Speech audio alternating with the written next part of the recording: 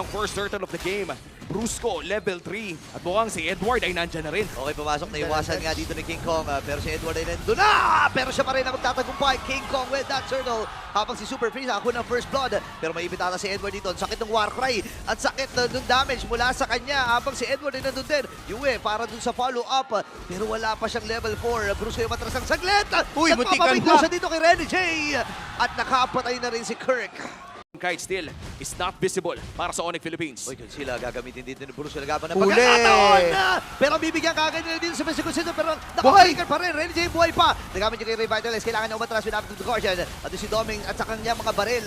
Ngayon naman ay pumasok na rin with the flash combo. Pero may ibit ata si Ayun, no? Demon Kaita. Si Kiko ang makakakuha nun. At secured na ng Onyx Philippines yung Ito ng mga RG boys. Oo, wait lang tumatama na rin ang Sanguine Claws at mukhang magsisimula ng Turtle. Wait Ayun lang! na. Dalawa na huli doon. Purify nagamit ng kagad ni Yue habang nabigyan na kagad dito si Edward ng isa. Ngayon si Renny J nakaabante at nakamatsyag din lamang. At si King Kong pa rin ang The Beast ang nakakuha nung pag-home na iyon. Hindi mo kahit tumatakbo na. Kirk? Pero kailangan niyang umatras Bilis. pero hindi siya makakaalpas. At nandito pa ang Super Fam. Ready pa silang ipitan itong si Yue Doming Kite at itong si Renny J. Kailangan nakuha na yung tamang stocks, yung tamang item ni Yue. Talagang mahapdi na. Brusco? Pero implosion, pero naiwasan! Yung implosion na yan mula kay Brusco. Si Yue! Pero si Yue, ang uunahin ni Gold Standard. Super Prince may ipit din. Demon Kite ay Oh, nandun. Wow!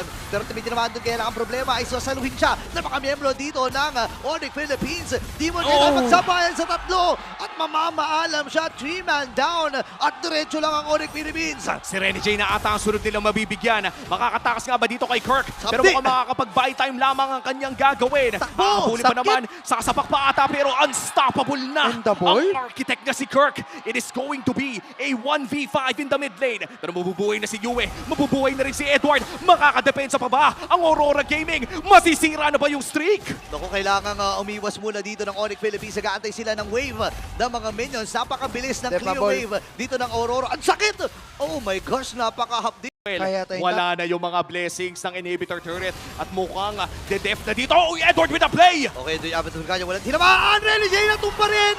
Kill away the kill. Nakabawi na si Doming ng isa. Atras muna dito ang Aurora. Even yung Onyx. Si Demon Kite doon kay Kirk. Nararamdaman ni Demon Kite yung damage na yun. Dadalhin si Renny J sa may kilid. Nakaready Nahuli? na yung nahuli din si Edward. Kera ay nakakuha na ng kill. Out muna dito si Edward. Nagamit na rin kanyang ultimate pero hindi sasapat. Ngayon nakipagsayawan na rin dito si Kera. Doming Kite ay nandun at kailangan din kumapit. At ready na ang Onyx family na sirain ang win streak.